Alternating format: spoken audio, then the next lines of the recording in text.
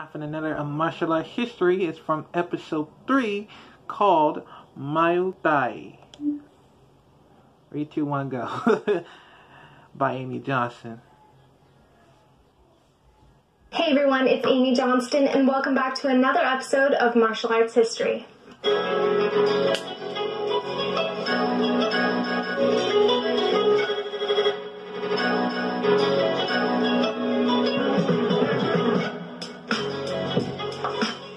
Series, I take different styles of martial arts and I go in depth into the history of them. And like I've said before, if there's something that I missed that you think is cool, please do add it in the comments. These are just things that I want to share with you that I've learned throughout the years or that I just think are worth sharing. The martial art for today is Muay Thai. Muay Thai. So the first thing I want to share with you is a story actually that my dad told me several times and has just stuck with me in regards to Muay Thai. So my dad was a 5-time world kickboxing champion, and he told me that the first time that he fought in Thailand, he was going against the Thai champ there, and obviously he was the underdog, and he was an American in Thailand, and he was warming up and getting ready for his fight in his locker room, and he said that the ground started shaking. I don't know if he's exaggerating, because he was quite the storyteller, but he said the ground started shaking, and he heard boom, boom, boom, and he was like, what is that? What is that? You know, and nobody really knew what was going on, and so he looked over, like walked around the corner into another area, and he saw his opponent, the Thai challenger, the world champion Thai boxer, kicking with his shins against a pole, a cement pole, and it was shaking the cement pole like boom, boom, and there was like dust coming down, and that was before my dad fought him. My dad actually won that fight, but I'll never forget that story, and it just reminds me of like the hard work that goes into Muay Thai and Thai boxing, the dedication and those armored legs, man, ridiculous. So anyways, I wanted to share that story with you because every time I think of Muay Thai, I think of my dad telling me that story. Like, what does that do to your mindset before you get into the fight? Like, I would be running. Anyways, let's get started into more educational things on Muay Thai. So Muay Thai actually means Thai boxing, and it's often referred to as the art of 8 limbs or the science of 8 limbs, and that's because there are not 4 points of contact, there are 8 points of contact. So, you know, in boxing, there are 2 points of contact, your left and your right.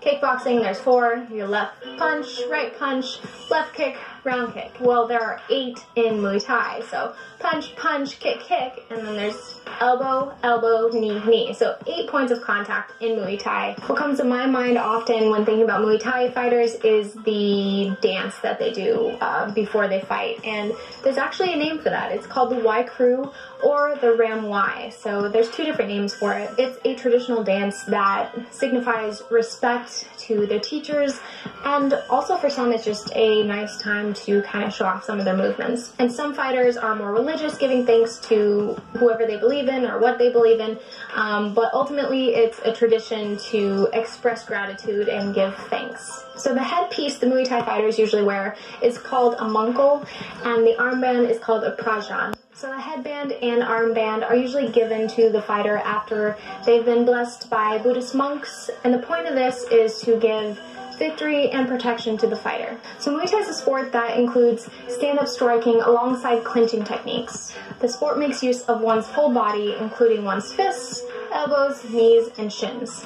Those who practice the art of Muay Thai have usually started from the age of 6 years old and have taken their first fight by 8 years old. As this sport is very harsh on those who practice it, the fighters are known to have super tough bodies and are able to tolerate pain a little more because they worked really hard on building up that tolerance. The popularity of Muay Thai has really risen and has recently been accepted as an Olympic sport. The origins of Muay Thai are debated over, as most of Muay Thai's history was lost when Burmese took over Siam, which is now Thailand. Muay Thai was taught to soldiers. If they lost their weapon on the battlefield, they were then actually able to use their whole body as a weapon. Since there was a constant threat of battle, many training centers began to open throughout the kingdom to assist men in being able to defend themselves. Apart from its popularity amongst the common people, it even became required for royalty to practice Muay Thai. It was believed that Muay Thai would help them become better leaders. King Narswan was a Muay Thai legend and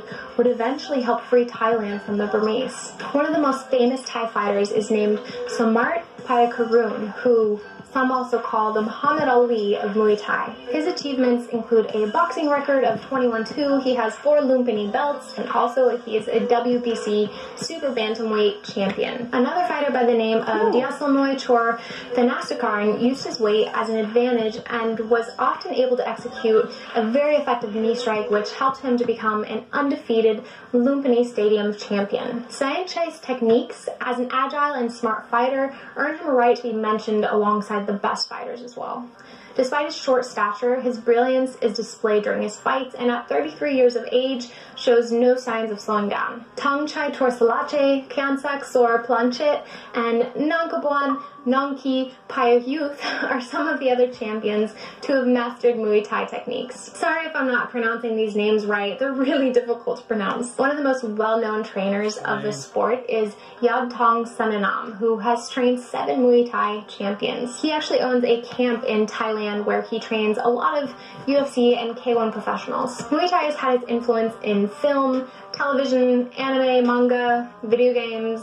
So Dual Fist comes to mind as a reference to Muay Thai. It's a Shaw Brothers film that was made in the 70s. Also, the Ong Bak films, those were really popular. Tony Jaa really brought Muay Thai to a big audience, and I think from there it just became more and more popular. And then there's other films like Muay Thai Chaya and A Prayer Before Dawn and several others. It's often that there's a Muay Thai character in a video game or a movie, like even in one of my films, Lady Blood Fight, in the Kumite, we had a Muay Thai fighter. Her name is Sunny, and she actually is a Muay Thai fighter, so that was really cool. And then of course there's Muay Thai in Street Fighter, Tekken, Mortal Kombat. It's all over the place. A lot of MMA legends consider Muay Thai to be a very effective and crucial fighting method. Muay Thai includes the use of fists, elbows, knees, feet, and even shins to have a diverse number of moves under one's belt. Roundhouse kicks, low kicks, they're all very effective. The elbow is such a strong tool when used properly. The clinch is a super important technique because it helps restrict the opponent so that you can have more control in the fight, obviously. Mastering the techniques can really also help an individual's health and fitness, as the sport burns a lot of calories. Honestly, training Muay Thai is one of my favorite exercises ever because it is so empowering. If you've never tried Muay Thai, I would highly suggest taking a class. Even if it's just like a fitness Muay Thai class, go hit some pads, release some of that stress from your busy day. Muay Thai is super effective from a fighting perspective, and it's also really great to know a little bit of self-defense.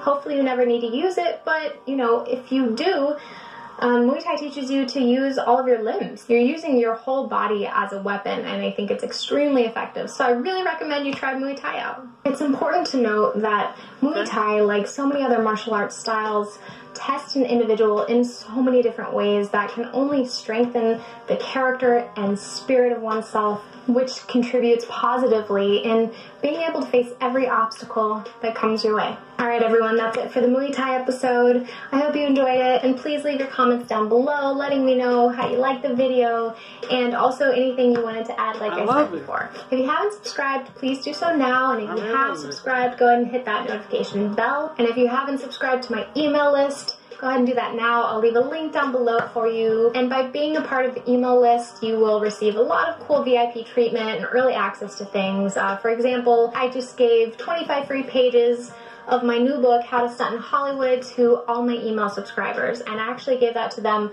a week before the book was even released. So if you want to stay updated on everything and get some VIP content and early access, go ahead and subscribe to my email list. Like I said, there's a link down below for you. Thank you so much for watching, and I'll see you next time.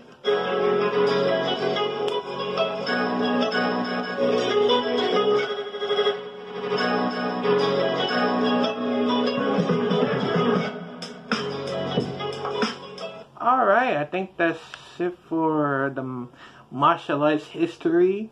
I think I'm probably gonna do it tomorrow once again from episode 4. And I'll see you guys tomorrow. Bye.